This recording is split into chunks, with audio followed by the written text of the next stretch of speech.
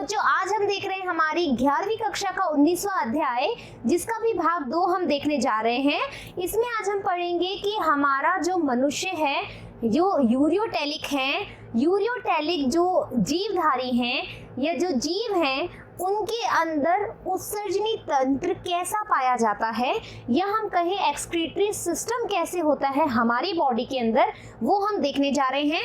पहली बात, डरना नहीं है। दूसरी बात, अच्छे से समझना है।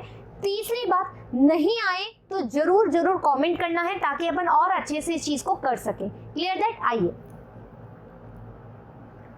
मानव उत्सर्जन तंत्र। मानव उत्सर्जन तंत्र पढ़ने से पहले बच्चों, अपन ने जो लास्ट बारे में बात करी थी, क्या बात करी थी अपन ने? यूरिया उत्सर्जी के बारे में। ठीक है, यूरिया उत्सर्जी हमने क्या बोला था?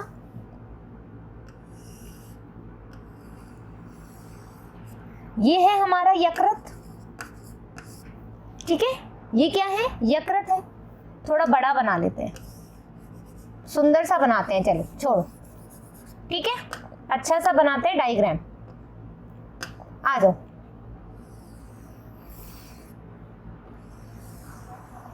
ठीक है, ये है हमारा यकृत। ठीक है, यकृत है। यकृत में हमने बोला था कि यहां पर जो NH2 है, ठीक है, ये हमने बात करी थी लास्ट बार। ये जो NH2 है, ये यूरिया चक्र के द्वारा, यूरिया चक्र के द्वारा NH2CO NH2 है ना, NH2CO NH2। सर गड़बड़ लग रहा है, थोड़ा साफ कर लेती हूँ, रुको। NH2CO NH2, ठीक है, ये आ गया अपना यूरिया। क्या है ये? अपना यूरिया आ गया। अब इस यूरिया को अपन को बाहर निकालना है। इस यूरिया को अपन को बाहर निकालना है। कैसे निकलेगा? ठीक है, ये हमारा यकृत है। अब सुनो,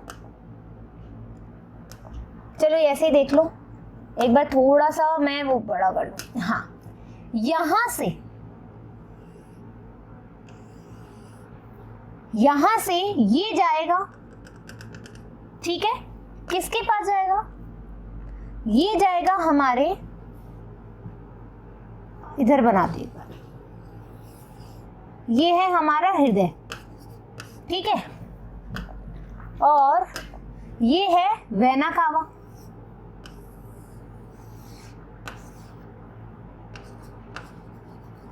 वेना कावा, वेना कावा। सुनो, वापस सुनो। हमने बोला यकृत में, अब देखो रक्त तो सारा टाइम सारे अंगों में फ्लो करता है ना। ऐसा तो नहीं कि रक्त यहाँ पर गया और वहां पर नहीं जाएगा। मैं तुझसे नाराज हूँ, आज मैं वहां पर नहीं आऊंगा, ऐसे तो नहीं होता। ब्लड तो फ्लो करेगा, ब्लड में ही यूरिया रहेगा। क्यों? यकृत में जब यूरिया साइकिल के द्वारा यूरिया बन गया तो ये क्या जाएगा? रक्त के साथ साथ। ये क्या है? ये क्या है? हमारी हेपेटिक वेन। क्या बोलते हैं इसको?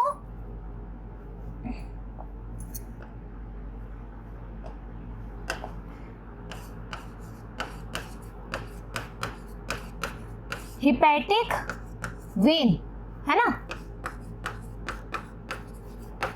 हेपेटिक वेन, या फिर हम कहें यकृती शिरा। अब शिरा है तो यहां पर क्या होगा? डीऑक्सीजनित ब्लड जाएगा। ठीक है, क्या जाएगा यहाँ पे? डीऑक्सीजनित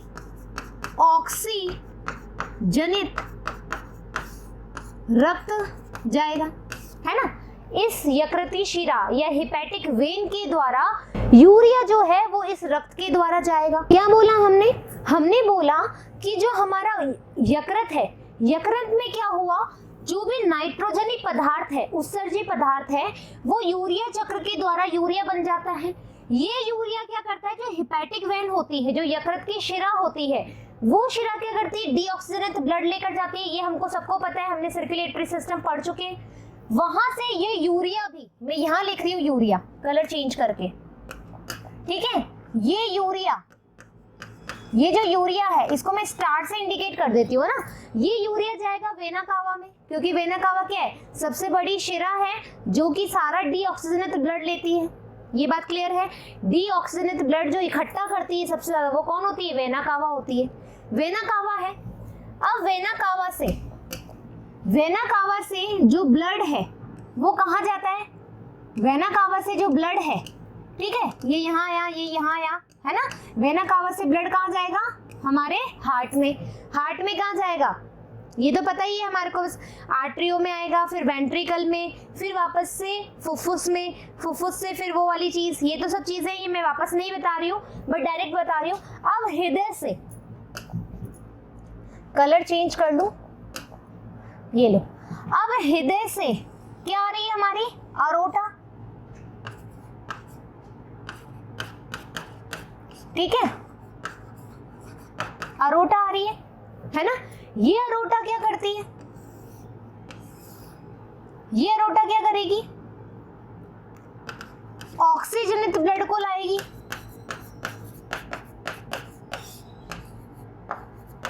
ऑक्सीजनित ब्लड को लाएगी और साथ में किसको लाएगी, साथ में लाएगी यूरिया को। यूरिया को मैंने स्टार से इंडिकेट किया है, ठीक है। यहां पर कहां लाएगी ये, यूरिया में, सॉरी, यूरिया को लेकर आएगी कौन, अरोटा। अरोटा किस में बदल जाएगी,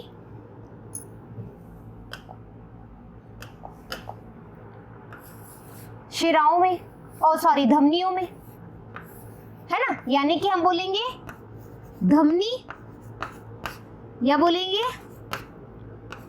आर्टरी, ठीक है, धमनियों में बदल जाएगी। अब ये धमनियों से कहां जाएगी, हमारी किडनी में। कहां जाएगी, किडनी में। अब देखो, किडनी बनानी है अपन को, पहले एक बार अपन एक ही बनाएंगे, नहीं तो गलत हो जाएगा, रुको, है ना।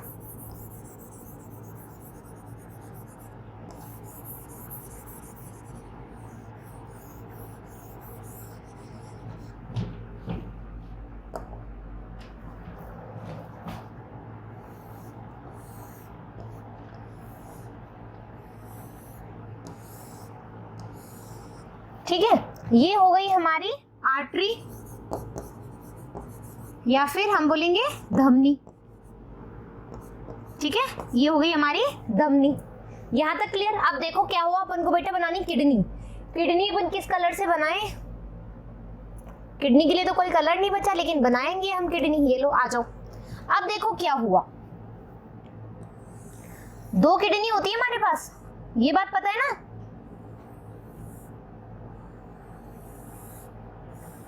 ठीक है, कितनी होती है, दो किडनी।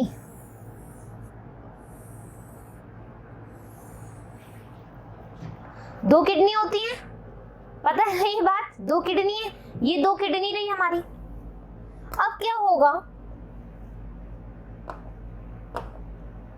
कलर कहाँ गया अपना, ब्लू वाला, ये लो। अब आपको पता है ये जो हमारी अरोटा थी, इससे जब धमनियां बनी, है ना, जब इससे धमनियां बनी तो ये धमनियां कहाँ चली गई, किडनी में। किडनी के पास क्या गया, किडनी के पास गया O2, किडनी के पास क्या गया, O2 गया। और इसी के साथ में क्या आया बच्चों, यूरिया भी तो आया, है ना, यूरिया भी पहुंच गया। ये लो, यूरिया आ गया, यूरिया आ गया, ये लो, आ गया यूरिया किडनी में। यूरिया किडनी में आ गया, किडनी के द्वारा ही तो बाहर निकलेगा। यकृत से ये कहां पर आ गया, किडनी में आ गया। किसके द्वारा आया, ब्लड के द्वारा आया, ब्लड के द्वारा आ गया। अब तुम देख रहे हो ये पिंक वाली लाइन, ठीक है, ये जो दो निकल रही है, ये जो पिंक वाली जो दो लाइनें निकल रही है, इनको हम बोलते हैं यूरेटर, ठीक है, यूरेटर्स बोलते हैं इसको। मूत्र वाहिनी या मूत्र नलिका, ठीक है, मूत्र नलिका या फिर मूत्र वाहिनी, ये हो गई मूत्र वाहिनी या मूत्र नलिका। आप कहाँ जाएंगी? नहीं, हाँ ठीक है, इसी से बना लेते हैं। अब क्या हुआ, सारा जो यूरिन है वो यहां पर संग्रह हो गया। ठीक है, सारा जो यूरिन है वो यहां पर इकट्ठा हो गया, सारा यूरिन यहां पर इकट्ठा हो गया। ये लो, इसको हम बोलते हैं यूरिनरी ब्लैडर। कहाँ लिखूं? यहां लिख दूं, यूरिनरी ब्लैडर, है ना। और इसको हम बोलते हैं मूत्र मार्ग, हिंदी में बोलते हैं मूत्र मार्ग। इधर लिख रही हूं मूत्र मार्ग। अब मूत्र मार्ग से भाई मूत्र का निकास भी तो होगा, यहाँ पर तो मूत्र का संग्रहण हो गया। ठीक है, यहाँ पर तो शूशु इकट्ठी हो गई, अब इस शूशु को बाहर भी तो निकालना पड़ेगा। ठीक है, तो यहाँ पर अपने पास होता है यूरेथ्रा, यहाँ पर अपने पास होता है यूरेथ्रा, जिससे कि जो यूरिन है वो बाहर निकल जाती है। इसको अपन बोल रहे हैं यूरेथ्रा। यूरेथ्रा, ठीक है, आई बात समझ में? एक बार इसका स्क्रीनशॉट ले लो बच्चों, फिर जो हिंदी नाम है वो मैं तुम्हें बता रही हूँ। एक बार फटाफट से स्क्रीनशॉट लो। ले लिया? अब देखो बच्चों, मेरे हिसाब से यहाँ पर मैंने हिंदी वाला जो है वो गलत कर दिया। इधर देखो,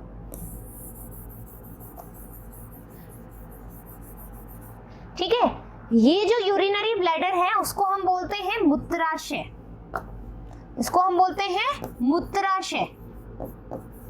ठीक है, इसको हम बोलेंगे मूत्राशय। और जो यूरेथ्रा है इसको हम बोलेंगे मूत्र मार्ग, इसको हम बोलेंगे मूत्र मार्ग। अब वापस से स्टोरी सुनो। वापस से मैंने क्या कहा, यूरिया उत्सर्जी, यूरिया में आखिरकार कैसे मतलब यूरिया का उत्सर्जन आखिरकार होता कैसे है वो देखो। ये हमारा यकृत है, यूरिया साइकिल हुआ, यूरिया साइकिल से जो नाइट्रोजनी अवशिष्ट पदार्थ थे वो यूरिया में कन्वर्ट हो गए। यूरिया में कन्वर्ट होने के साथ साथ जब डीऑक्सीनेट ब्लड जाएगा किसमें, वेना कावा में, तो यूरिया भी इस डीऑक्सीनेट ब्लड के साथ हिपैटिक वेन के द्वारा या यकृती शिरा के द्वारा वेना कावा में चला जाएगा। वेना कावा से डीऑक्सीनेट ब्लड जो है, ठीक है, यहाँ पर भी मैंने यूरिया बनाना है, रुको, यहाँ पर भी अपने पास यूरिया है, यहाँ पर भी अपने पास यूरिया है, यहाँ यूरिया आया, यहाँ से यूरिया वापस चला गया। ठीक है, तो यूरिया जो हेपेटिक वेन है वहां पर यूरिया है, यूरिया ब्लड के साथ साथ कहाँ जा रहा है, वेना कावा में, वेना कावा से जा रहा है हृदय में, हार्ट के अंदर, इस हृदय से वापस से अरोटा के द्वारा, क्यों, क्योंकि वो फुफ्फुस के पास गया, वहां पर क्या हुआ, फेफड़ों से ऑक्सीजन मिल गई, ऑक्सीजन ग्रहण करी, लेकिन यूरिया तो है ना, यूरिया तो आई गई, और ऑक्सीजनेटेड ब्लड जो है अरोटा के द्वारा आर्टरियों में होते होते किडनी में जाएगा, किडनियों में क्या होगा, O2 भी आ जाएगी, और साथ में क्या होगा, हमारा जो यूरिया था वो भी आ जाएगा। अब क्या होगा बेटा, एक बात बता देती हूँ, यहां से ही तुम्हारी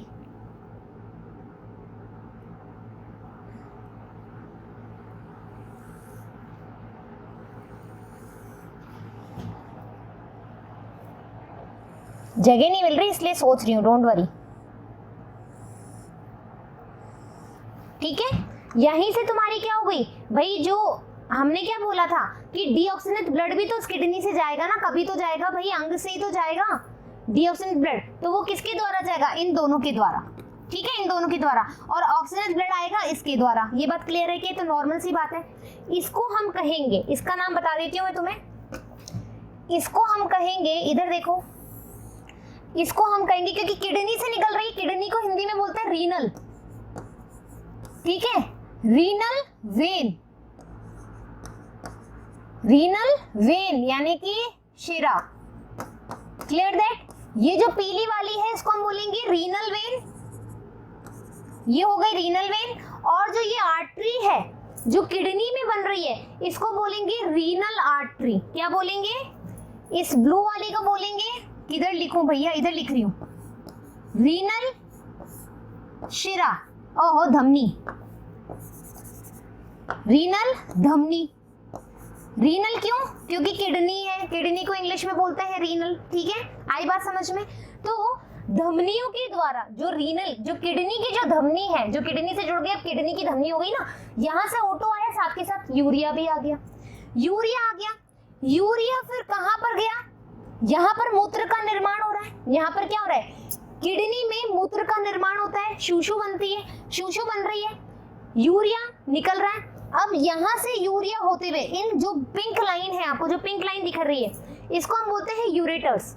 ये कितने होते हैं? 2 नलिकाएं होती है। मूत्र नलिकाएं कितनी होती है? 2 नलिकाएं होती है। हर इंसान के पास 2 नलिका होती है, तो 2 नलिकाएं हैं ये। उसके बाद ये जो मूत्र का संग्रहण हो रहा है, ठीक है, मूत्राशय जिसको हम कह रहे हैं, यूरिनरी ब्लैडर कह रहे हैं। ब्लैडर में दर्द होने लग जाता है जब बहुत देर तक अपन शूशु रोक लेते हैं। ऐसा लगता है ना कि अब तो शूशु करें, अब तो शूशु करें, ऐसे फीलिंग आती है, दर्द होने लगता है, तो मूत्राशय में दर्द होने लगता है। क्यों? क्योंकि यूरिन बहुत ज्यादा भर जाती है। ठीक है, तो जो मूत्राशय है, मूत्राशय उसमें मूत्र इकट्ठा हो गया, ये मूत्र क्या जाएगा? यूरेथ्रा। यूरेथ्रा यानी कि जो मूत्र मार्ग है उसके द्वारा मूत्र या फिर यूरिया को बाहर निकाल देगा। ये जनरल प्रोसेस है जो हमारे शरीर में अभी होती है। ठीक है, यूरिया कैसे निकलता है, कैसे बनता है, ये सब तुम्हें समझ में आ गई। मूत्र कैसे बन रहा है वो मैं बताऊंगी बाद में, लेकिन अभी पता लग गया मूत्र का निर्माण कैसे होता है, कहाँ बनता है। एक और इम्पोर्टेंट बात क्या है? सबसे ज्यादा नीट में क्वेश्चन आता है, सबसे ज्यादा यूरिया तुम्हें कहाँ मिलेगा? सबसे ज्यादा यूरिया तुम्हें कहाँ मिलेगा? तो तुम्हारा आंसर होगा हिपैटिक वेन। हिपैटिक वेन में सबसे ज्यादा यूरिया होगा। क्यों? क्योंकि जस्ट बनाई है ना, अभी जस्ट बनाई तो है यूरिया, तो सबसे ज्यादा यूरिया कहाँ होगा? हिपैटिक वेन में। जब यहाँ पर यूरिया आएगा, कहाँ पर? रीनल वेन में। रीनल वेन में जब आएगा, तो रीनल वेन में आएगा तो यहाँ पर यूरिया कम हो गया ना, क्योंकि तो निकल भी रहा है, तो यहाँ पे यूरिया कम हो गया। तो रीनल वेन में, जो रीनल वेन है वहां पर यूरिया होगा कम, रीनल वेन में होगा यूरिया कम, और रीनल आर्टरी में भी यूरिया होगा कम। आई बात समझ में? Clear that? एक बार स्क्रीनशॉट ले लो वापस से। Done done. अब आ जाओ, तुम्हारी एनसीईआरटी क्या कहती है? मानव उत्सर्जन तंत्र। ये देखो अपन ने जो डायग्राम बनाया है, इन्होंने तो बहुत इजी सा बनाया बुक में। अपन ने स्टार्टिंग से बनाया कि यकृत में कहाँ होता है, यकृत से कहाँ जाता है, हृदय में, हृदय से कैसे आता है, किडनी में कौन सी धाराएं निकलती है, कौन सी शिराएं निकलती है, कौन सी धमनी निकलती है, ये सब अपन ने देख लिया। अब देखो मानव उत्सर्जन तंत्र क्या है। मनुष्य में उत्सर्जित तंत्र एक जोड़ी वृक्क, एक जोड़ी वृक्क, एक जोड़ी यानी कि 2 किडनीज, 2 वृक्क होते हैं तो एक जोड़ी हो गया। 2 जोड़े मूत्र नलिका, अभी मैंने बताया था कि यूरेटर्स, यूरेटर जो होते हैं वो 2 होते हैं, तो यूरेटर्स बोल सकते हैं अपन, प्लूरल फॉर्म में, बहुवचन में यूरेटर्स ही तो बोलेंगे। तो यूरेटर्स होते हैं, यानी कि 2 मूत्र नलिका होती है, एक जोड़ी, एक मूत्राशय, एक यूरिनरी ब्लैडर है, एक क्या है? यूरिनरी ब्लैडर है। मैं इसको वो भी लिखते जाती हूँ, किडनी,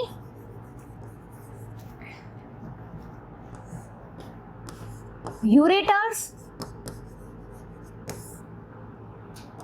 यूरिनरी ब्लैडर,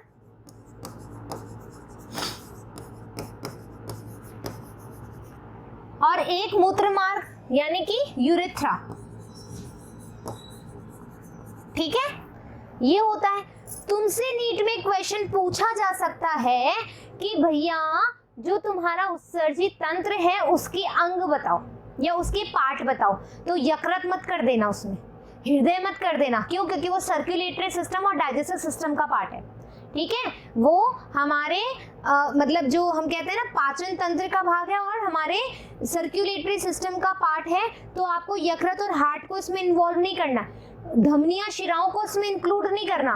तुम्हें क्या करना है, यदि तुमसे उत्सर्जित अंग के बारे में पूछा जाए तो तुम बोलोगे हमारे पास एक जोड़ी वृक्क है, यानी कि 2 किडनियां हैं, 2 मूत्रवाहिनी है ना, 2 यूरेटर्स है हमारे पास, 2 यूरेटर्स है हमारे पास, एक जहां पर मूत्र का संग्रहण हो रहा है, मूत्राशय है, यूरिनरी ब्लैडर है एक, फिर वहां से मूत्र मार्ग निकल रहा है जहां से मूत्र निकलता है उसको हम बोलते हैं यूरेथ्रा, वो भी एक है। तो आई बात समझ में? अब देखो वृक्क, वृक्क जो होता है वो सेम के बीच की आकृति के गहरे भूरे रंग के होते हैं।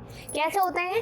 जैसे आपको पता है ना, जो राजमा होती है, पंजाबियों का बहुत अच्छा खाना होता है, माय फेवरेट स्टू। तो जो राजमा होती है, राजमा तुम देखोगे ना, उसी को हम एज इट इज किडनी बोल सकते हैं। सेम टू सेम वैसी होती है कि भैया वैसे ही ब्राउनिश कलर की होती है जैसे अपनी राजमा होती है। ये भी क्या है? भूरे रंग की होती है और सेम के बीच की होती है। ये अंतिम वक्षीय और तीसरे कटी कशेरु के समीप उदर गुहा के आंतरिक सतह पर स्थित होते हैं। अंतिम वक्षीय और तीसरी कटी कशेरु का, ठीक है, कशेरु का। अब सुनो मेरी बात, यहाँ पर देखो, मैं थोड़ा ऊपर होती हूँ, ये चीज दिख रही है तुम्हें मेरी, यहाँ पर तुम्हें दर्द हो रहा है, ठीक है। किडनी हमेशा यहाँ से यहाँ पर होती है, किडनी हमेशा यहाँ से यहाँ पर होती है। और यदि तुम्हें पीछे की दर्द हो रहा है, यहाँ पे दर्द हो रहा है, दैट मीन्स तुम्हारी किडनी में लोचा है, दैट मीन्स तुम्हारी किडनी में प्रॉब्लम है, तुम्हारी किडनी ढंग से फंक्शन नहीं कर रही है। Clear that?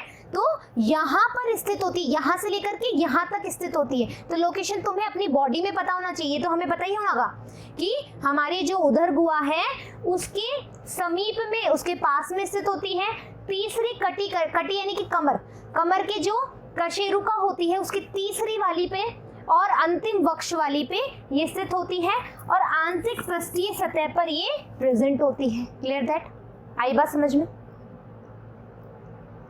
वयस्क मनुष्य में प्रत्येक वृक्क।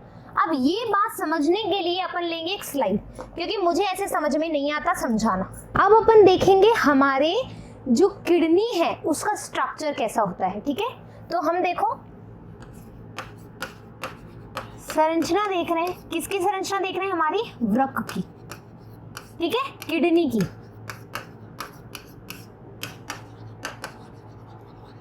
किडनी की संरचना देख रहे हो आप, ठीक है, किडनी की संरचना देखो।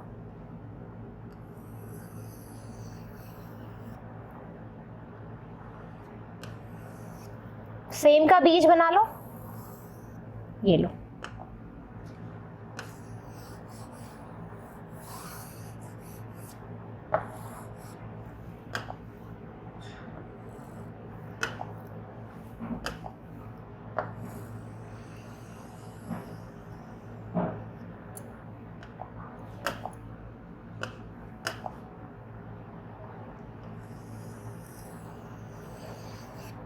कॉनकेव स्टाइल में होती है, ठीक है, कॉनकेव बना दिया। थोड़ी सी धसी हुई होती है कॉनकेव वाली स्टाइल में। ये हो गई हमारी किडनी का स्ट्रक्चर नॉर्मली। अब इसके अंदर क्या क्या रामायण है वो देखो, ठीक है बच्चों। तो क्या होता है, एक मिनट आपकी एनसीईआरटी पे चलेंगे। क्यों चलेंगे? क्योंकि आपको कुछ कुछ बताना है वहां पे। आ जाओ। वयस्क मनुष्य की प्रत्येक वृक्क की लंबाई 10 से 12 सेंटीमीटर। आ जाओ, ठीक है, लंबाई के बारे में बात कर रहे हैं। तो हमारी ये होती है ना, जो ये क्या है? लंबाई है। तो मैं यहां पर कर रही हूं,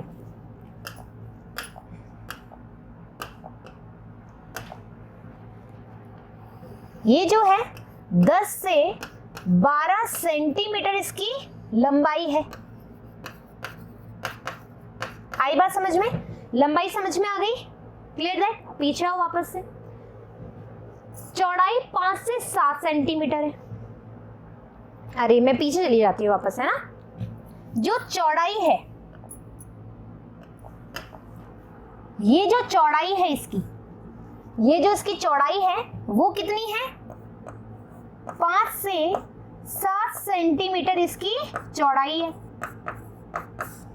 क्लियर दैट? क्या है? 5 से 7 सेंटीमीटर इसकी चौड़ाई है। अब हम बोल रहे हैं मोटाई, हमारी मोटाई जो है 2 से 3 सेंटीमीटर है। अरे भाई, मोटाई कैसे इंडिकेट करूं मैं? मोटाई अलग कलर से इंडिकेट कर रही हूं। जो ये मोटी है, ये जो मोटी है, ठीक है, ये येलो से, ऐसे पेल येलो से कर रही हूं, येलो, ठीक है। ये जो मोटाई है इसकी, ये मोटाई क्या है? 2 से 3 सेंटीमीटर इसकी मोटाई है। अब देखो, सही करा है ना मैंने? 2 से 3 ही तो है। हाँ 2 से 3 सेंटीमीटर ही है। और जो इस किडनी का भार है बच्चों, जो इस किडनी का भार है, ठीक है, इस किडनी का जो भार है, भार कितना है 120 ग्राम, 120 से 170 ग्राम, 120 से 170 ग्राम जो है वो इसका भार है, ये बताया तुम्हें। किडनी की लंबाई है 10 से 12 सेंटीमीटर, किडनी की चौड़ाई है 5 से 7 सेंटीमीटर और किडनी की मोटाई वो है 2 से 3 सेंटीमीटर। और कितना वेट है इसमें, इसका वेट है 120 से 170 ग्राम। ये बात हमने बोली किसमें, एक वयस्क मनुष्य में। कहां पर बोल रहे हैं हम, वयस्क मनुष्य में, पहली बात। अब क्या होगा, यहीं से ही आपकी धमनी आएगी, यहीं से ही शिरा होगी और यहीं से ही तुम्हारा मूत्र वाहिनी होगी, है ना। मूत्र वाहिनी, धमनी, शिरा, ये तीनों इधर से ही आएगी, आवागमन यहीं से रहेगा। तो ये जो पार्ट है, ठीक है, इसको अलग कलर से इंडिकेट कर दूं क्या, ये जो पार्ट है ये वाला, ठीक है, जहां से तुम्हारी धमनी, शिरा, मूत्र वाहिनी निकलेगी, वो जो पार्ट है बच्चों, इसको हम कहते हैं हाइलम, इसको हम कहते हैं हाइलम। आई बात समझ में, मोटाई, चौड़ाई, लंबाई, भार, हाइलम, यहां तक समझ में आ गया। स्क्रीनशॉट ले लो फटाफट, स्क्रीनशॉट ले लिया, ठीक है। ये तो थी इसकी बाहरी संरचना, किडनी की बाहरी संरचना। आ जाओ एक बार, तुम्हारी इसमें एनसीईआरटी में क्या कह रही है, वृक्क के केंद्रीय भाग की भीतरी अवतल कॉनकेव, हमने बोला कॉनकेव संरचना होती है कि सतह के मध्य एक खांच होती है जिसको हम हाइलम कहते हैं, ठीक है। एक खांच होती है जिसको हम हाइलम कहते हैं, कॉनकेव स्टाइल में है, ठीक है। आई बात समझ में। इससे होकर मूत्र नलिका, रक्त वाहिनियां और रक्त तंत्रिकाएं प्रवेश करती, नर्वस सिस्टम भी तो होता है, ठीक है। मूत्र और जो हमने क्या बोला, शिरा और धमनी भी आती है। हाइलम के भीतरी और कीप के आकार की अब अपन ये पढ़ेंगे, ठीक है। अब हम पढ़ेंगे वृक्कीय श्रोणि के बारे में। आ जाओ, अपन क्या करेंगे, अब यहाँ पर एक और डायग्राम लेंगे, एक और स्लाइड लेकर के एक बार और डायग्राम बनाएंगे और वो डायग्राम बनाते हैं वापस से। आ जाओ, किडनी का डायग्राम की अब आंतरिक संरचना पढ़ेंगे।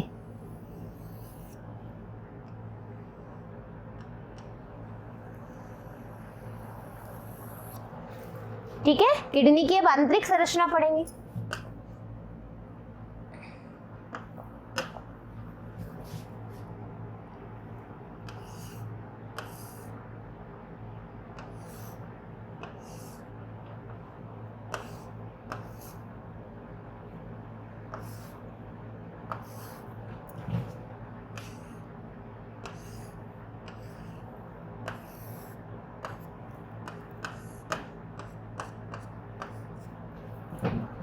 ठीक है, ये दिख रहा है, इजीली विजिबल है। आई थिंक ये विजिबल नहीं है, इसलिए इसको मैं डिलीट कर रही हूं।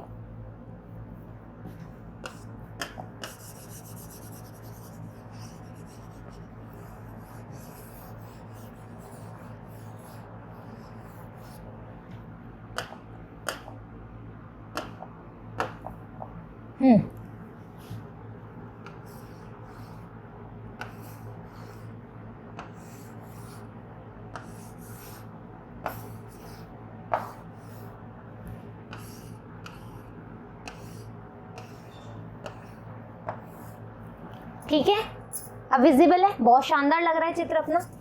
बच्चों, ये जो भाग है जो पिरामिड्स तुम्हें दिख रहे हैं, ठीक है, ये जो पिरामिड्स वाले शेप है, पिरामिड्स ऐसे ही तो होता है, पिरामिड्स के बारे में तो जानते हो भाई, मैथ्स भी तो पढ़ रहे हो। तो ये जो पिरामिड्स है इसको हम बोलते हैं मेड्यूला।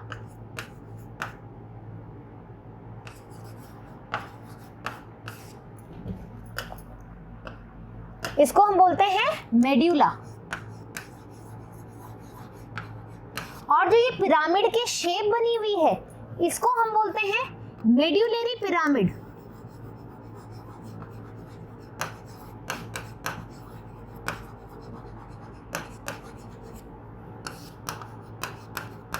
मेड्यूलरी पिरामिड्स,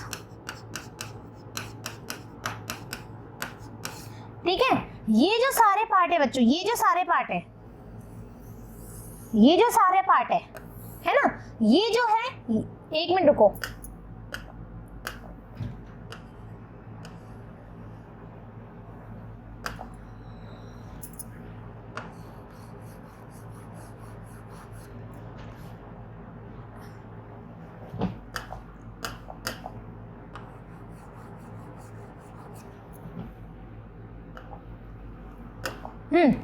ये जो पार्ट है ये तो हो जाएगा मेड्यूला। अरे भाई यार क्या दिक्कत है कलर का,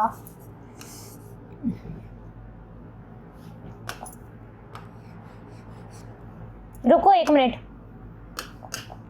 ये जो सारा पार्ट है ये है तुम्हारा मेड्यूला, और जो पिरामिड्स हैं वो है तुम्हारे मेड्यूलरी पिरामिड्स। यहां तक क्लियर? बाकी का जो भाग बच रहा है,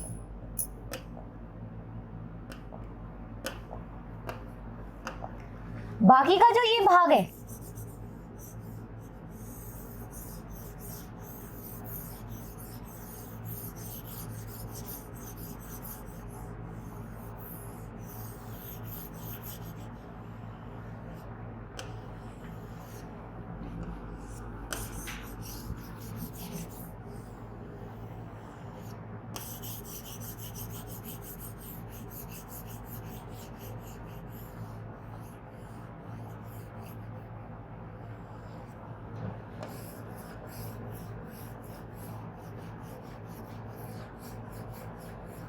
ठीक है, बाकी का ये जो भाग तुम्हें दिख रहा है ये है तुम्हारा वल्कुट, या फिर हम इसको इंग्लिश में बोलेंगे कॉर्टेक्स। क्या बोलेंगे? कॉर्टेक्स। Clear that? ये जो येलो येलो पार्ट दिख रहा है तुम्हें ये है कॉर्टेक्स, और ये जो दिख रहे हैं तुम्हें अंदर पिरामिड्स ये है मेडुलरी पिरामिड्स, और ये जो पूरा पार्ट है जितने भी पिरामिड्स इसमें अंदर हैं ये कहलाएगा तुम्हारा मेड्यूला। Clear that? आई बात समझ में? यहां तक क्लियर है? अब सुनो,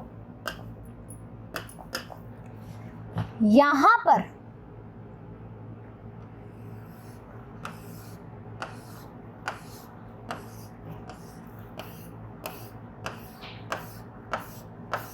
ठीक है, ये जो लाइनें दिख रही हैं ये है तुम्हारी, क्या बोलेंगे इसको, बर्तनी कॉलम। एक मिनट बच्चों,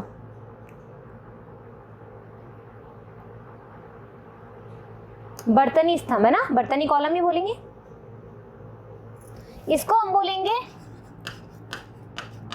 बर्तनी स्तंभ या कॉलम ऑफ बर्तनी। ठीक है, कॉलम ऑफ बर्तनी बोलेंगे। यहां तक समझ में आ गया? ये जो बीच में स्तंभ जैसे स्ट्रक्चर बने हुए हैं इसको बोलेंगे बर्तनी स्तंभ, या फिर किडनी कॉलम भी बोलते हैं इसको। Clear that? या फिर मेड्यूलरी कॉलम भी बोलते हैं। आप सुनो, कलर चाहिए मेरे को, एक येलो कलर ही ले लेती हूँ। अब यहाँ पर ये जो पार्ट दिख रहा है, यहाँ पर ये जो पार्ट दिख रहा है, यहाँ पे ये जो पार्ट दिख रहा है, यहाँ पे ये जो पार्ट दिख रहा है, यहाँ पे ये जो पार्ट दिख रहा है, यहाँ पे ये जो पार्ट दिख रहा है, यहाँ पे, ये क्या है?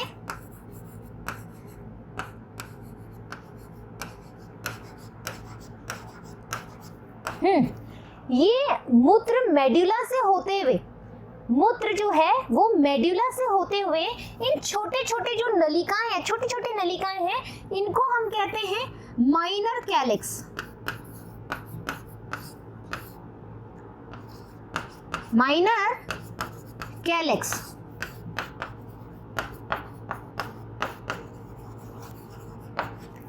ये माइनर कैलिक्स इस मेजर कैलिक्स में खुलती है। ठीक है, इसको हम बोलेंगे मेजर कैलिक्स।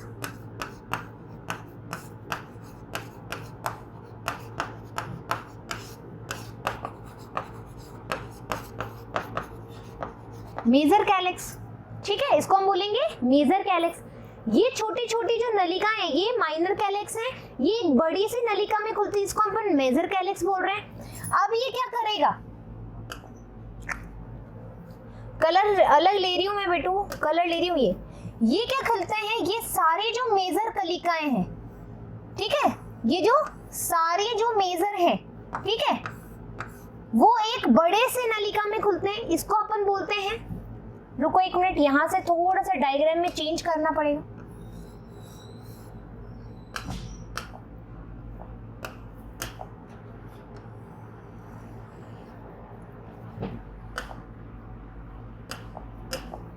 ठीक है, एक पिरामिड और बना देती हूँ, नहीं ऑकवर्ड लगेगा।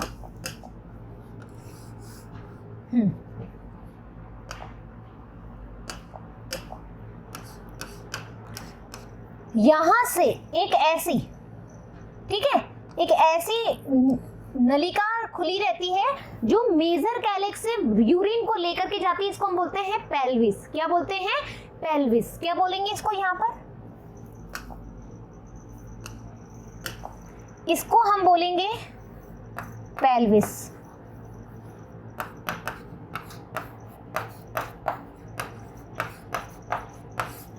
ठीक है, पेल्विस जैसे ही किडनी से बाहर निकलती है, ये है पेल्विस, ये है पेल्विस। और जैसे ही पेल्विस बाहर निकलती है,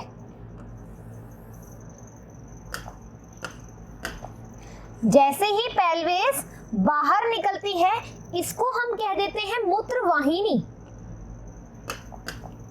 इसको हम कह देते हैं मूत्रवाहिनी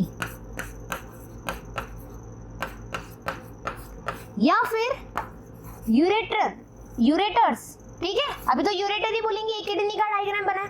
एक बार स्क्रीनशॉट ले लो बच्चों जल्दी से। Done, screenshot done. अब देखो,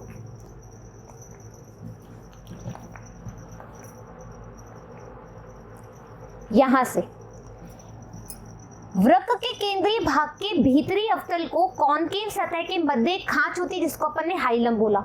इससे होकर के मूत्र नलिका, रक्तवाहिनियां और तंत्रिकाएं प्रवेश करती है। यहां तक अपन ने इस वाले डायग्राम में देख लिया था। कहां गया अपना, इस वाले डायग्राम में देख लिया था यहां तक। फिर हमने बोला हाइलम के भीतरी और कीट के आकार का एक रचना होती है, जिसको हमने वृक्कीय श्रोणी या पेल्विस बोला। आ जाओ,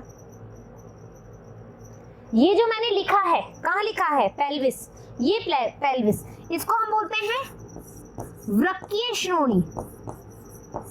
ठीक है,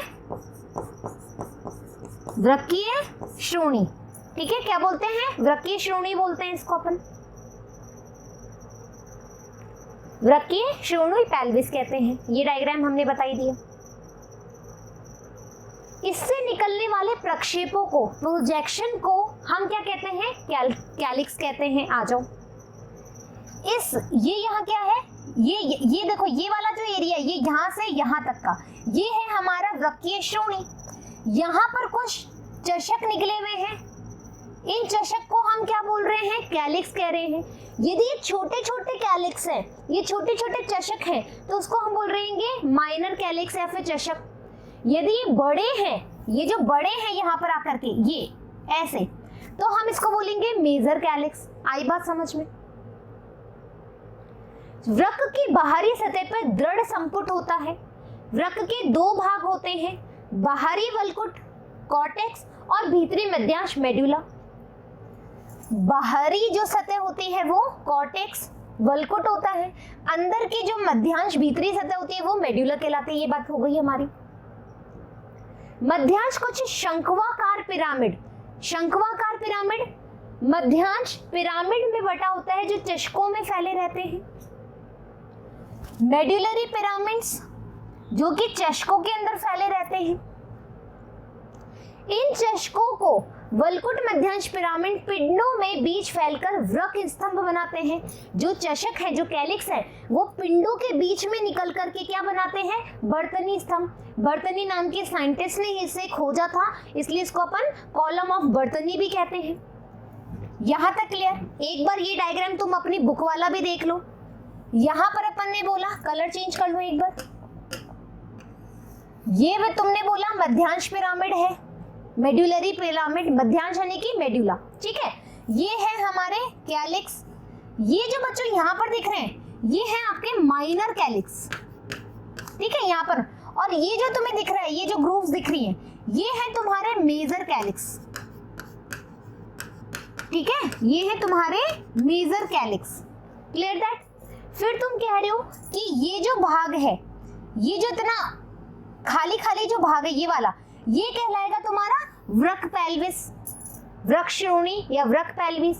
फिर हम कह रहे हैं कि यहाँ पर जो ये वाला भाग है, ये वाला जो भाग है, ये है तुम्हारा वल्कुट या फिर कॉर्टेक्स। ये जो बीच में से जो स्तंभ निकल रहे हैं, ये जो स्तंभ निकल रहे हैं चषकों में से, ये क्या कहलाएगा? बर्तनी स्तंभ। Clear that? यही चीज अपन ने बात करी है। यहाँ तक आ गया तुम्हें समझ में? डायग्राम तुम्हें समझ में आ गया ये वाला जो मैंने बताया है? प्रत्येक वृक्क में लगभग, अब देखो क्या होता है, जो किडनी होती है बच्चों, उसमें नेफ्रॉन पाए जाते हैं। क्या पाए जाते हैं? नेफ्रॉन यानी कि वृक्काणु, ठीक है। क्या पाए जाते हैं? कलर चेंज कर दो। वृक्काणु यानी कि वृक्क में पाए जाने वाले अणु, है ना, क्या कहलाते हैं? नेफ्रॉन कहलाते हैं। ये नेफ्रॉन कितनी संख्या में होते हैं? ये नेफ्रॉन होते हैं लगभग 10 मिलियन, 10 मिलियन पर किडनी। यानी प्रत्येक वृक्क में तुमसे पूछा जाए कितने नेफ्रॉन हैं, कितने वृक्काणु हैं, तो तुम्हारा आंसर क्या होगा? 10 मिलियन। 10 मिलियन एक किडनी में, 10 मिलियन 2 किडनी में, यानी कि हम बोल सकते हैं, सॉरी 10 लाख बोलेंगे भाई, 10 मिलियन नहीं, क्योंकि मिलेनियर है ना अपन, सॉरी, ठीक है। 10 लाख, 10 लाख यानी कि 1 मिलियन। 1 मिलियन तुम्हारा इस किडनी में है ना, देखो 1 मिलियन तुम्हारा इस किडनी में है और 1 मिलियन तुम्हारा इस किडनी में, यानी कि 2 मिलियन वृक्काणु, 2 मिलियन नेफ्रॉन तुम्हारी बॉडी में है, तुम्हारी किडनी में प्रेजेंट है। बात क्लियर? ये 10 लाख है, मैंने मिलियन दो ध्यान रह गया ना, मिलियन इसलिए, ठीक है, मुझे पता है 10 लाख है, ये बात समझ में आ गई। तो प्रत्येक वृक्क में लगभग 10 लाख जटिल नलिकाकार संरचनाएं होती हैं, जिसको अपन क्या बोलते हैं? वृक्काणु यानी कि नेफ्रॉन कहते हैं। ये इसकी क्रियात्मक और संरचनात्मक इकाई है। बच्चों देखो, जैसे कोशिका हमारे शरीर की क्रियात्मक और संरचनात्मक इकाई है, वैसे ही नेफ्रॉन किडनी की क्रियात्मक और संरचनात्मक इकाई है। Clear that? प्रत्येक वृक्काणु के 2 भाग होते हैं, एक ग्लोमेरुलस, एक होता है वृक्क नलिका, ठीक है, रीनल ट्यूब्यूल्स। एक होता है ग्लोमेरुलस, एक होता है वृक्क नलिका, जिसको हम बोलते हैं रीनल ट्यूब्यूल्स। आ जाओ,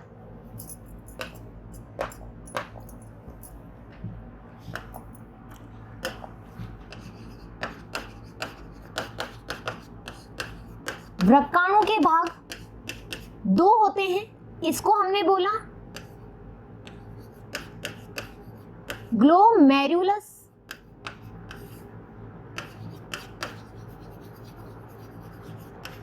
ग्लोमेरुलस, और एक हो रहा है, इसको बोल रहे हैं अपन वृक्क नलिका।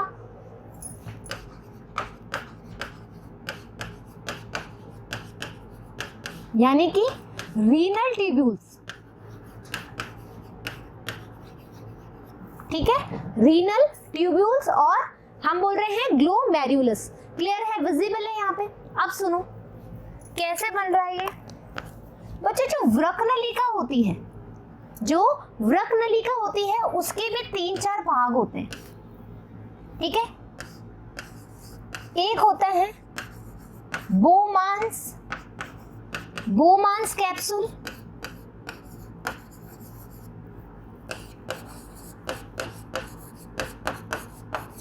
बोमांस संपुटिका, ठीक है। एक होता है बोमांस संपुटिका, एक होता है पीसीटी,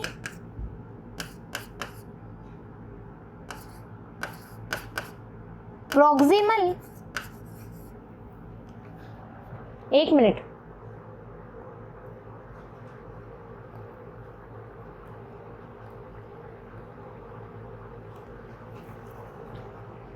सम्मिलित ना, पीसीटी है ना।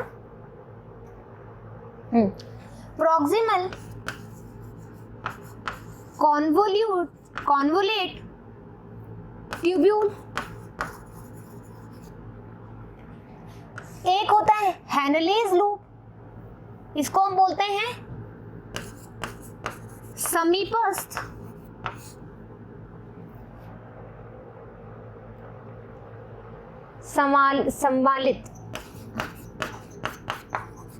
संवालित ट्यूब्यूल यानी कि नलिका।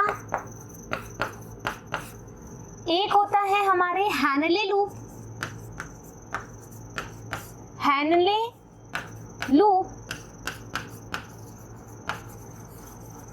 हैनलेज लूप, और एक होता है डीसीटी,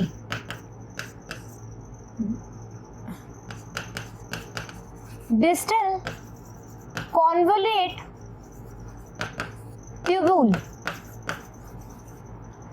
दूरस्थ संवालित नलिका। ये भाग होते हैं तुम्हारे वृक्काणु के। दो भाग होते हैं, ग्लोमेरुलस और एक होता है वृक्कनलिका। वृक्कनलिका भी 4 भागों में बटी होती है।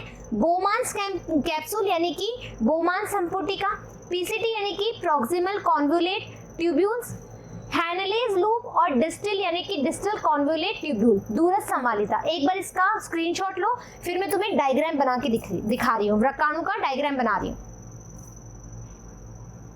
Done clear that. अब देखो क्या हो रहा है। एक अपन लेंगे, सुनो बहुत इंपॉर्टेंट बात है, अच्छे से सुनना। यदि तुमने ये बात अच्छे से समझ ली ना, तो तुम कभी भी ना वृक्काणु तो नहीं भूलोगे। ये जो है, ठीक है, ये है हमारा बोमांस कैप्सूल या फिर संपुटिका, ठीक है, बोमांस संपुटिका।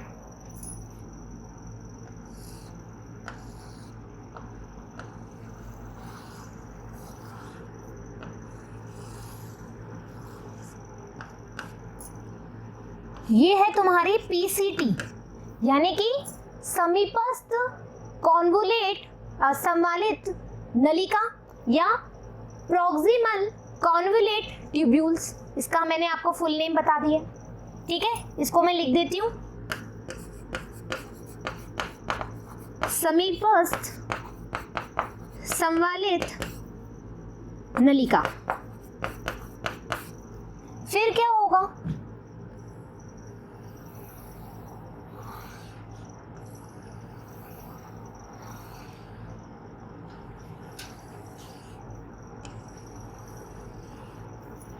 ये जो एकदम डीप में गई है इसको हम बोलते हैं हैनले लूप।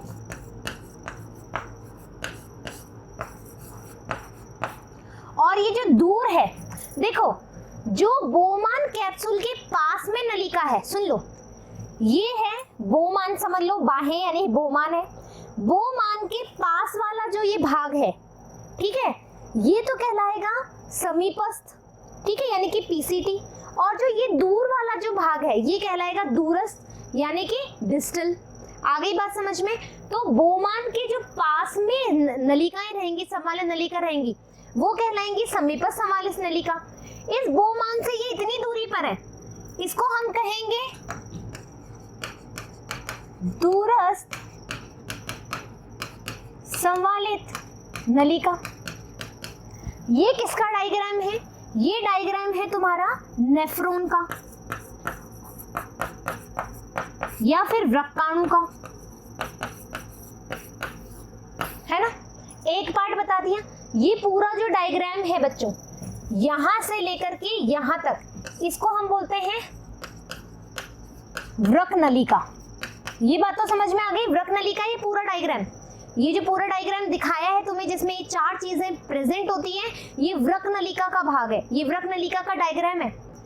इसमें अभी क्या बाकी है, वृक्काणु कब कहोगे, जब इसमें ग्लोमेरुलस आ जाएगा।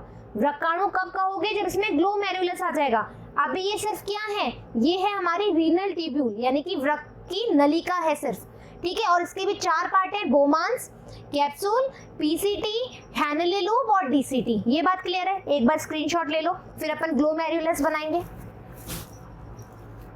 डन? आई बात समझ में? अब देखो, एक बार मैं ये सारी चीजें जो है डिलीट कर रही हूँ, ठीक है। अब तुम्हें चित्र तो समझ में आ गया। अब मैं ये सारी जो है साइड की चीजें एक बार डिलीट कर रही हूँ, क्योंकि मुझे जो समझाना है वो समझा रही हूँ।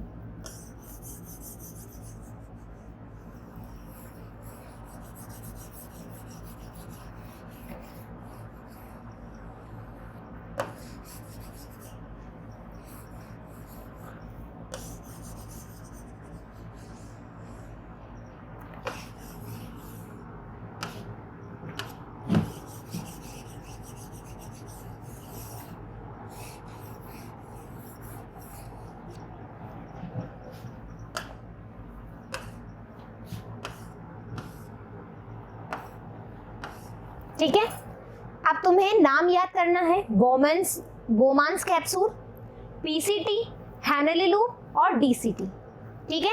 ये किसका डायग्राम है? रीनल ट्यूब्यूल का, यानी कि वृक्क नलिका का डायग्राम है। अब अपन क्या बनाएंगे? ग्लोमेरुलस बनाएंगे। अब सुनो मेरी बात।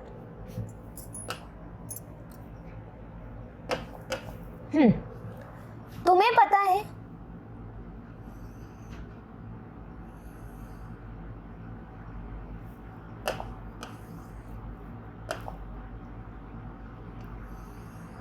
ये है तुम्हारी आर्टरी, यानी कि धमनी। धमनी है, ऑक्सीजनित ब्लड लेकर आएगी,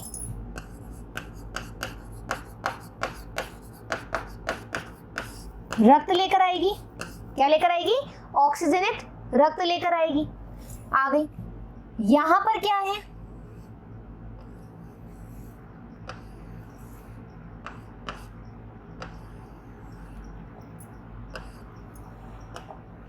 एक बार कलर चेंज कर लेती हूँ उसका।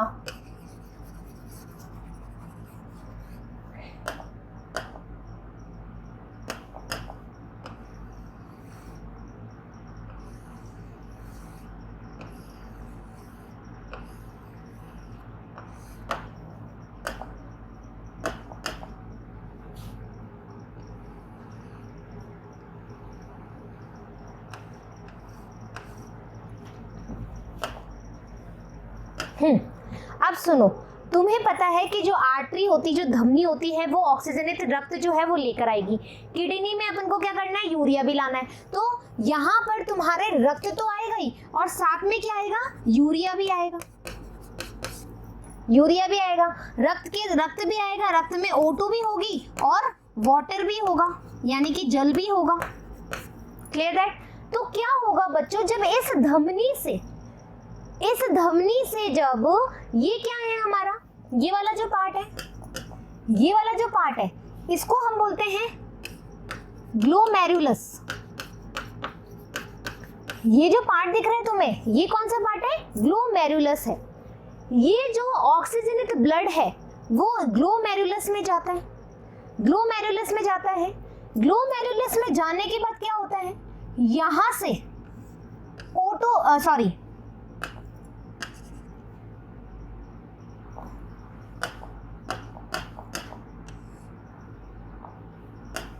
यहां से जल निकल जाता है और यूरिया निकल जाता है, लेकिन O2 नहीं आता है। इस आर्टरी ने जब ऑक्सीजनित रक्त लेकर आई तो उसमें यूरिया भी था और वाटर भी था और O2 भी थी। तो यहां से जल निकल गया, यूरिया आ गई, लेकिन यहां पर O2 नहीं आई। किडनी में भी O2 नहीं आई। किडनी को O2 चाहिए, हाँ या ना? किडनी को O2 चाहिए, अभी हमने बात करी थी लास्ट बार। तो यहाँ पर जल आ गया, यूरिया आ गया ग्लोमेरुलस से, लेकिन हमारे पास अभी भी O2 नहीं आई। आपको पता है किडनी का क्या कार्य है? किडनी के 2 मुख्य कार्य, लिख लो कहीं पर भी। किडनी के 2 मुख्य कार्य हैं। एक तो अवशिष्ट पदार्थ को बाहर निकालना। यूरिया क्या है? अवशिष्ट पदार्थ है, जल के साथ समाहित होकर के ही निकालेगा। तो यूरिया क्या क्या काम है? अवशिष्ट जल को अवशिष्ट पदार्थ को बाहर निकालना, तो यूरिया तो निकाल दिया। दूसरा मुख्य कार्य है ऑक्सीजन को लेकर आना, है ना, मतलब किडनी का नहीं बोलेंगे, लेकिन हम बोलेंगे जो ये आर्टरी है, जो ब्लड सर्कुलेशन है, जो धमनी है, उस धमनी का दो कार्य है। किडनी का मत बोलो अभी, धमनी के दो कार्य हैं। एक धमनी का क्या कार्य है, एक तो ये क्या करेगी, यूरिया को किडनी के अंदर पहुंचाएगी, दूसरा क्या करेगी, O2 को भी लेकर आएगी। तो इसने एक काम तो कर दिया, यूरिया तो ये ले आई, व्हाट अबाउट O2, ऑक्सीजन का क्या, ऑक्सीजन भी चाहिए किडनी को कार्य करने के लिए। तो क्या होगा कि यहां से ये चली जाएगी, जो यहां से ये धमनी इधर की तरफ आ जाएगी। अब देखो, इसको हम कहते हैं एफरेंट आर्टियोल और इसको हम बोलेंगे इफरेंट आर्टियोल। ठीक है, इफरेंट आर्टियोल ये मोटी होती है धमनी, जो एफरेंट आर्टियोल है, जो एफरेंट आर्टियोल है ये धमनी मोटी है, इसके पास यूरिया है, जल है और O2 है। जब ये जल और यूरिया गई तो एफरेंट आर्टियोल में बदल गई। क्यों? क्योंकि इसको याद आया धमनी को, अरे यार मैंने तो O2 दिया ही नहीं, अब मेरे से तो गलती हो गई, अब मैं क्या करूंगी। तो इसने वापस से अपनी धमनी बनाई और उस धमनी का नाम क्या रखा, इफरेंट आर्टियोल रखा। इस आर्टियोल के पास क्या है, O2 है। इस आर्टियोल के पास क्या है, O2 है। जल और यूरिया तो दे दिया, O2 को लेकर गई। अब क्या होगा, यहां से ये क्या करेंगी, बहुत सारे ट्यूब्यूल्स में बट जाएंगी, कैपिलरीज में बट जाएंगी, या बहुत सारे ट्यूब्यूल्स में ये बट जाएंगी। ठीक है, जब बट जाएंगी तो क्या होगा, ये पूरा जो आपका नेफ्रॉन है,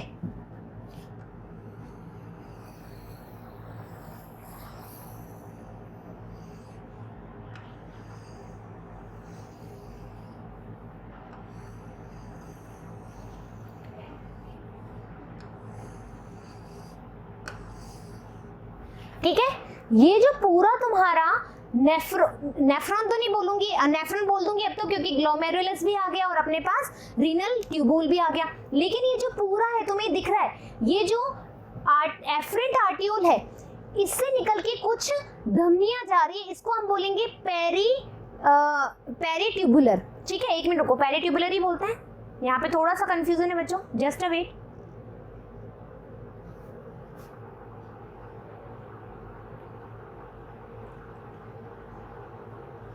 परिनलिका कोशिका जाल, ठीक है, परिनलिका कोशिका जाल। तो इसको हम बोलेंगे, ये है हमारी परिनलिका कोशिका जाल, peritubular network. Peritubular network English में बोलते हैं पेरीट्यूबुलर नेटवर्क। ये पेरीट्यूबुलर नेटवर्क पूरे इस रीनल ट्यूब्यूल को घेरे रखता है, ठीक है, और यहां से O2 पहुंचाता रहेगा। अब O2 पहुंच गया किडनी में, O2 पहुंच गया, क्या हो जाएगा वापस से, यहां से ये किस में कन्वर्ट हो जाएगा, ये हो जाएगा शिरा में, वेन बन जाएगा, ऑक्सीजन मिल गई। अब वापस से रक्त कैसे जाएगा, डीऑक्सीनेज होकर के जाएगा ना, यकृत के अंदर जाएगा। ये बात क्लियर है, यकृत में क्या, वेना कावा में जाएगा। ये बात समझ में आ गई, हमने बात कर ली है, ये यहां तक समझ में आया। एक बार स्क्रीनशॉट ले लो, वापस से बता रही हूं, एक बार स्क्रीनशॉट ले लो, वापस से समझा रही हूं कि हुआ क्या है। अब सुन लो, यहां तक की बात सुन लो। हमने बोला कि जो आर्टरी है, जो धमनी है, उसके दो कार्य हैं। क्या कार्य हैं, एक तो जल या यूरिया और O2 को, मतलब पहले तो हम बोलेंगे जो अवशिष्ट पदार्थ है उसका निष्कासन किडनी में, दूसरा कार्य है O2 को पहुंचाना। तो इस धमनी ने ये लेकर आ गई, क्या क्या लेकर आ गई, ऑक्सीजन रक्त लेकर आ गई, यूरिया है मतलब O2 है, वाटर भी है, ठीक है, ये लेकर आई। यहां से ये जा रही है, ग्लोमेरुलस में आई, ग्लोमेरुलस में इसने जल और यूरिया छोड़ दिया बोमन्स कैप्सूल के अंदर। यहां से लेकिन ये काम भूल गई, क्या काम भूल गई, अरे ऑक्सीजन तो मैंने भेजा ही नहीं, अब क्या करूंगी मैं, ऑक्सीजन तो गया ही नहीं। ऑक्सीजन नहीं गया तो क्या हुआ, इसने सोचा कि मेरे को अब तो धमनी को कंटिन्यू रखना पड़ेगा। धमनी को कंटिन्यू रखा तो इसने पतली धमनी बना ली, मोटी धमनी से पतली धमनी बना ली। इसको हमने बोला एफरेंट आर्टियोल, इसको हमने बोला एफरेंट और इसको बोला इफरेंट। इफरेंट और एफरेंट, एफरेंट आर्टियोल मोटी होगी, इफरेंट आर्टियोल छोटी होगी, पतली होगी। बात क्लियर। इसमें क्या होगा, O2 होगा। अब जब ये धमनी है तो ये क्या करेगी, अब O2 को तो भेजेगी, तो ये क्या बनाएगी, पेरीट्यूबुलर बनाएगी, पेरीट्यूबुलर बनाएगी, पेरीट्यूबुलर बनाएगी, परिनलिका कोशिका जाल बनाएगी। तो ये कोशिका जाल इस पूरी रीनल ट्यूबुलर से, है ना, जो वृक्क की जो नलिका है वो पूरी को घेर के रखेगी। अब सुनो, जो नॉर्मली घेर के रखेगी इसको तो हम बोल रहे हैं परिनलिका कोशिका जाल। लेकिन लेकिन लेकिन लेकिन जो इस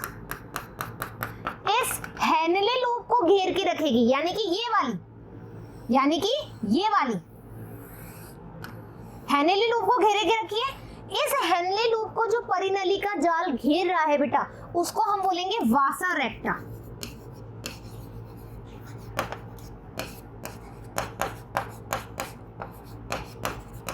आई बात समझ में, इसको हम बोलेंगे वासा रेक्टा। आई होप कि am I clear, I hope कि मैंने सही बताया है, तुम एकदम संतुष्ट हो। अभी तुम्हारी नीट वाली एनसीईआरटी वाली बुक में से पढ़ेंगे जब और संतुष्ट हो जाओगे। एक बार और स्क्रीनशॉट ले लो बच्चों, फिर अपन अपनी एनसीईआरटी पे चलते हैं, क्या कहना चाह रहे हैं। क्लियर दैट, आई बात समझ में। अब देखो,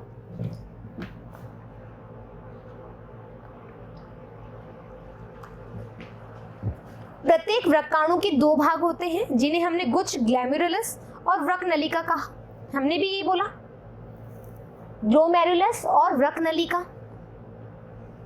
गुच्छा वृक्कीय धमनी की शाखा अभिवाही धमनी का, ये एफरेंट जो है इसको हम बोल रहे हैं अभिवाही धमनी का, अभिवाही धमनी का बोलेंगे, यानी कि एफरेंट आर्टियोल। धमनिकाएं एफरेंट आर्टियोल से बनी है। कोशिकाएं कैपिलरी का एक गुच्छ है। ग्लोमेरुलस से रक्त अपवाही धमनिका इफरेंट द्वारा ले जाया जाता है।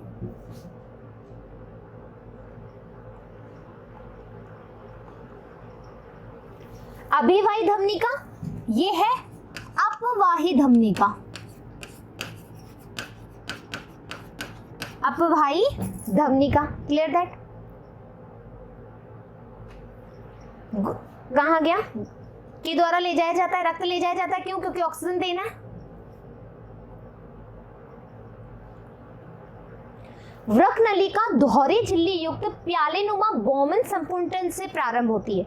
जो वृक्क नलिका है वो दोहरी झिल्ली युक्त प्यालेनुमा बोमन संपुट से प्रारंभ होती है। तो हम बोल रहे हैं वृक्क नलिका, हमने वृक्क नलिका की संरचना बनाई थी, ये बोमन संपुट से तैयार हो रहा है, बोमन संपुट से स्टार्ट हो रही है वृक्क नलिका, और जिसके भीतर गुच्छ होता है, और ये गुच्छ क्या है, ग्लोमेरुलस है। हमने भी यही बोला। और इसके अंदर क्या होता है, ये गुच्छ होता है ग्लोमेरुलस। देखो एक एक बात अपन ने बनाई है बच्चों, अब अपन केवल बुक से रिलेट कर रहे हैं उस चीज को। गुच्छ और बोमन संपुट मिलकर मेल पीगिकाय या वृक्क कणिका बनाते हैं। यदि मैं इस पूरे डायग्राम की बात करूं तो ये क्या है, मेल पीगी नलिकाएं, जिसमें कि देखो ये तो क्या हो गया, बोमन संपुट हो गया, और ये जो अंदर की तुम्हें गुच्छ दिख रहा है ये ग्लोमेरुलस हो गया। इसको कुल मिलाकर के अपन क्या बोल रहे हैं, मेल पीगी काय बोल रहे हैं या कार्पल्सिस बोल रहे हैं। Clear that. बोमन संपुट से एक अति कुंडलित समीपस्थ संवालित, मतलब समीप में ये बोमन संपुट है और एकदम पास से जो कुंडलियां निकल रही है उसको हम बोलेंगे पीसीटी, प्रारंभ होती है। इसके बाद वृक्काणु में हेयर पिन ऐसे बनाए मैंने भी, आ जाओ, ये हेयर पिन बनाया है। हेयर पिन के आकार का हेनले लूप होता है जिसमें आरोही व अवरोही भुजा होती है। ये आरोही और अवरोही भुजा मैं अभी बता रही हूं, जस्ट वेट।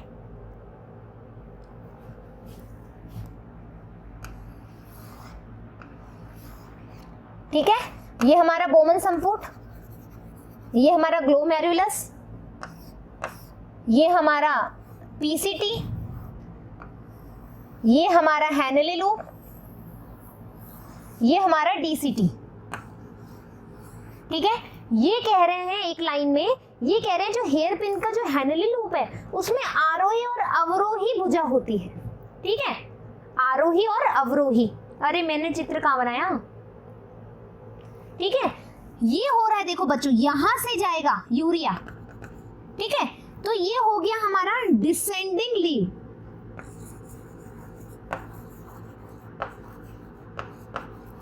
डिसेंडिंग लिम्ब बोलते हैं इसको इंग्लिश में, और हिंदी में बोलते हैं अवरोही। ठीक है, अवरोही भुजा, अवरोही भुजा। फिर ये वापस से ऊपर जाएगा, ऐसे जाएगा, यानी ऊपर की तरफ चढ़ रहा है। आप पर्वतारोही बोलते हो ना, पर्वत की तरफ चढ़ना, ऊपर की तरफ चढ़ रहे हैं, तो उसको हम बोलेंगे आरोही भुजा। और इसको हम बोलते हैं इंग्लिश में ascending limb, sorry ascending limb. Clear that? आई बात समझ में? एक बार स्क्रीनशॉट ले लो उसका। असेंडिंग लिम्ब और डिसेंडिंग यानी अवरोही भुजा और आरोही भुजा क्या होती है हैनले लूप में। Clear that? अब देखो, आरोही भुजा से एक और अति कुंडलित नलिका निकलती है। आरोही भुजा है, अति कुंडलित नलिका निकल रही है, जिसको हम क्या बोल रहे हैं? डीसीटी। इसको हमने क्या बोला? डीसीटी बोला। ये क्या है? आरोही भुजा है, इससे क्या निकल रहा है? अति कुंडलित भुजा निकल रही है, जिसको अपन ने डीसीटी बोला, दूरस्थ सम्मिलित नलिका बोला। अनेक वृक्काणु की दूरस्थ सम्मिलित नलिका एक सीधी संग्रह नलिका में खुलती है। ये क्या होती है? एक सीधी संग्रहिका नलिका में खुलती है। अनेक संग्रह नलिकाएं मिलकर के चषकों के बीच स्थित मध्यांश पिरामिड से गुजरती हुई। अब क्या होगा सुनो। ठीक है, ये है हमारी किडनी। ठीक है, ये है मध्यांश। ठीक है, और ये है कॉर्टेक्स, ये वाला पार्ट कॉर्टेक्स।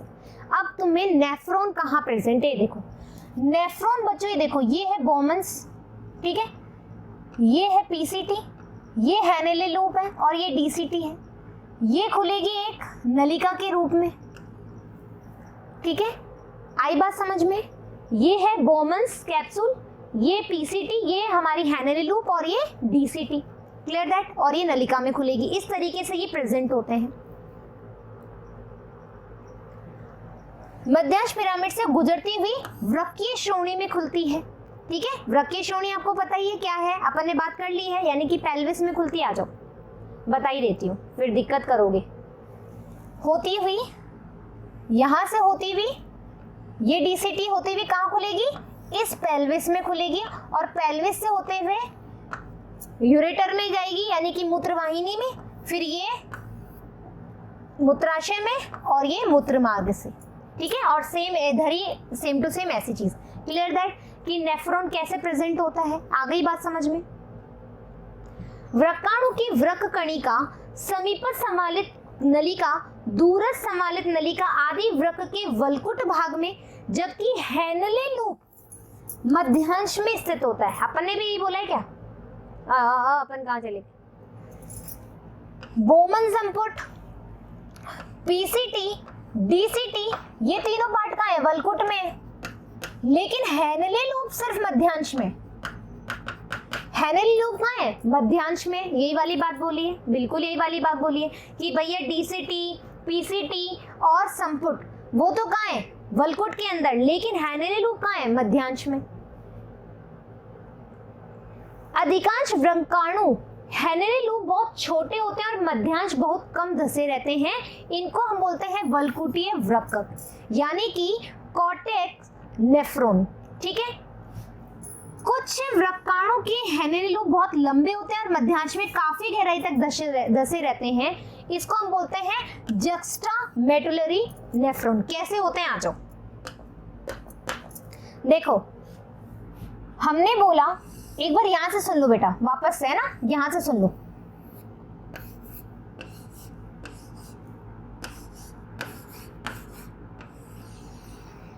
ये बात तो क्लियर हो गई यहाँ पे। अब देखो अपन बोल रहे हैं नेफ्रॉन में, एक मिनट रुको, ये ऐसे नहीं बनाती, मैं थोड़ा सा अच्छा सा बनाती हूँ, ठीक है, ढंग से बनाती हूँ, थोड़ा और समझ में आएगा।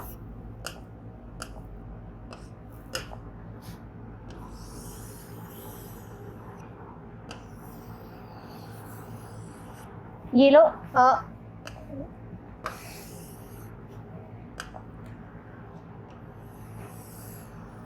आप क्लियर है? ये किडनी है तुम्हारी,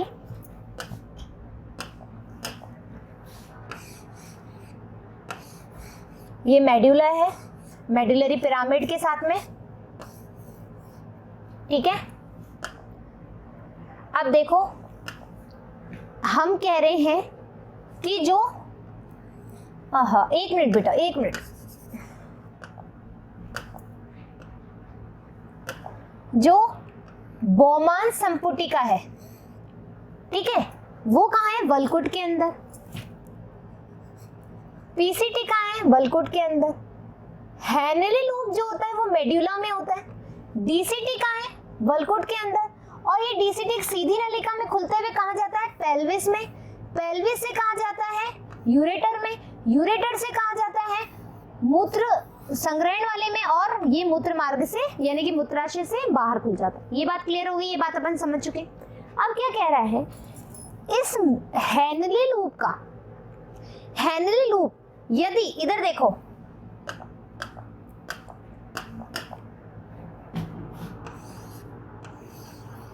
ये किडनी है, ये मेड्यूला है, ठीक है। अब सुनो, अब सुनो, ये बोमन संपुट है, ये इसकी पीसीटी है। यदि ये जो हैनले लूप है, ये जो हैनले लूप है, अरे भाई क्या बात है, ये जो हैनले लूप है थोड़ा सा ही मेड्यूला में, बिल्कुल थोड़ा सा टच करता हुआ मेड्यूला में है। तो इस तरह का जो वृक, जो हमारी वो कहलाएगी, जो वृक नलिका है ना, जो वृक नलिका है वो कहलाएगी, या जो नेफ्रॉन है, सॉरी नेफ्रॉन हो गया, ये नेफ्रॉन है, वो क्या कहलाएगा? ये जो नेफ्रॉन है बेटा, ये कहलाएगा हमारा वल्कुट नेफ्रॉन, ठीक है। ये क्या कहलाएगा? वल्कुट नेफ्रॉन। आई बात समझ में? ठीक है। और यदि ये किडनी है, ये मेड्यूला है, और ये हमारा बोमन संपुट है, ये हमारा बोमन संपुट है, ये हमारी पीसीटी है। यदि ये बहुत ज्यादा जो हैनले लूप है, ये मेड्यूला में, देखो यहाँ पर बिल्कुल टच करता हुआ था और यहाँ पर बहुत ज्यादा डीप में है, तो ऐसा जो नेफ्रॉन है वो कहलाएगा मेडुलरी नेफ्रॉन। मेडुलरी नेफ्रॉन जो होते हैं ये बॉडी में होते हैं, मतलब किडनी में होता है 15%, और जो वल्कुट नेफ्रॉन होते हैं ये होते हैं बॉडी में 85%। कितने होते हैं? 85%। आई बात समझ में? स्क्रीनशॉट ले लो, स्क्रीनशॉट ले लो फटाफट से। डन। अब देखो,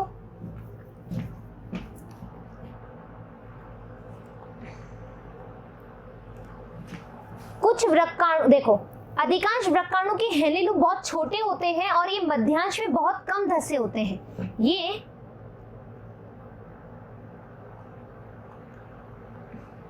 ये मध्यांश में, मेडुला में बहुत कम धसे होते हैं।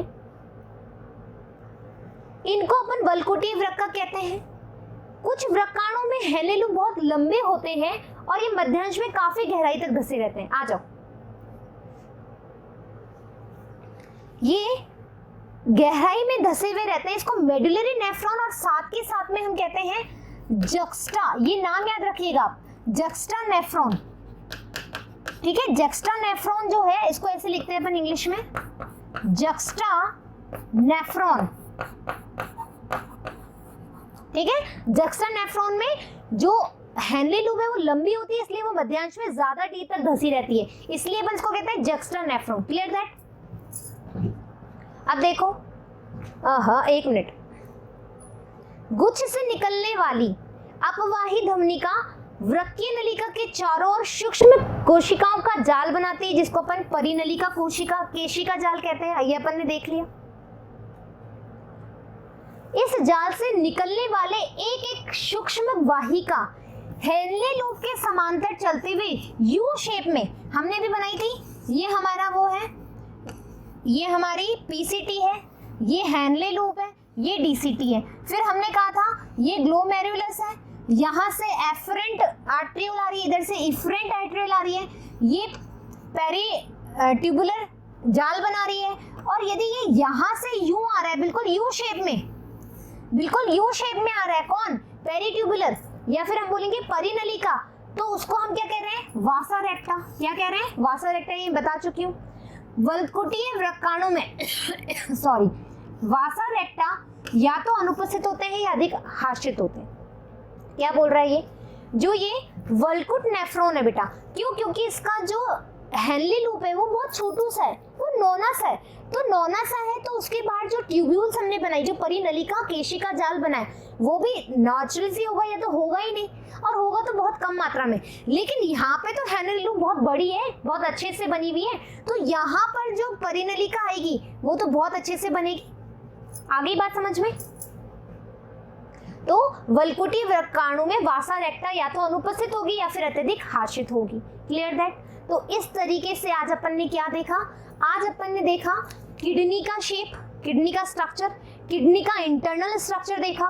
किडनी का इंटरनल स्ट्रक्चर देखने के बाद हमने देखा नेफ्रॉन 10 लाख एक किडनी में, 10 लाख एक किडनी में, यानी कि 2 मिलियन किडनी में हमारे नेफ्रॉन पाए जाते हैं। मतलब 2 मिलियन नेफ्रॉन हमारी किडनी में पाए जाते हैं। 2 पेयर ऑफ किडनी, हाँ 1 पेयर ऑफ किडनी, क्या बात कर रहे हो?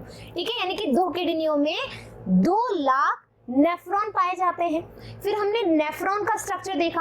नेफ्रॉन के 2 भाग होते हैं, एक होता है ग्लोमेरुलस जो गुच्छ होता है, फिर हमने कहा एक होता है रीनल ट्यूब्यूल जिसको वृक्क नलिका कहते हैं। वृक्क नलिका के भी 4 भाग हैं, जिसमें हमने बोला एक तो बोमन्स कैप्सूल होता है, फिर उसके पास में जो नलिका होगी कुंडलित वो होगी हमारी पीसीटी, फिर हेनली लूप होगा पिन के ड्राई के स्ट्रक्चर, फिर हमने बोला उससे दूरस्थ में होगा जिसको हमने क्या बोला? उसको हमने बोला डीसीटी। ठीक है, ये बात हमने कर ली। फिर हमने बोला कि किस तरीके से जो O2 जा रहा है ना, तो एफरेंट आर्टियोल यानी कि अपवाही धमनिका से आया, जल भी बाहर निष्कासित कर दिया, यूरिया भी निष्कासित कर दिया, लेकिन O2 नहीं किया। तो फिर धमनिका ने बोला अरे यार मैंने तो वो O2 नहीं करा, अब मुझे क्या करना पड़ेगा? इफरेंट आर्टियोल बनानी पड़ेगी, यानी अपवाही धमनी बनानी पड़ेगी। अपवाही धमनी बनी है ना, अभिवाही धमनिका से अपवाही धमनी बनी, वो छोटी होगी, पतली होगी, आई मीन टू से, उससे क्या निकलेंगे?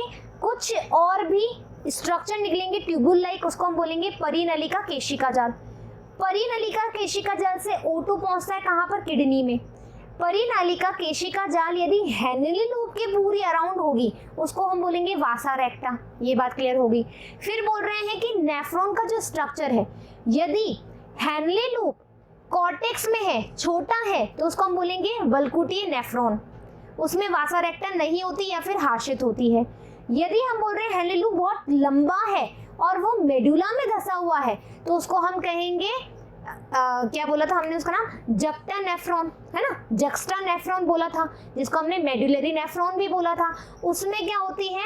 जो परिनलिका ट्यूबुलर है, वासा रेक्टा है, वो बहुत अच्छी होगी। ये बात आ गई समझ में? तो इस तरीके से जो अपना ये पार्ट है, सेकंड पार्ट है, वो भी अपना फिनिश हो गया। थर्ड पार्ट में अपन क्या देखेंगे बच्चों? मूत्र का निर्माण कैसे होता है। हमने ये तो देख लिया कि कैसे किडनी काम कर रही है, कैसे इसका इंटरनल स्ट्रक्चर है। अब हमें ये भी तो देखना है कि यूरिन का फॉर्मेशन कैसे होगा, यूरिया बाहर निकलेगा कैसे। ठीक है, तो जल्द ही मिलेंगे नेक्स्ट पार्ट के साथ में। यदि कोई दिक्कत है बच्चों, ये आपको बहुत अच्छे समझ में आए तो आप कमेंट बॉक्स में मुझे लिख सकते हैं। जब तक धन्यवाद।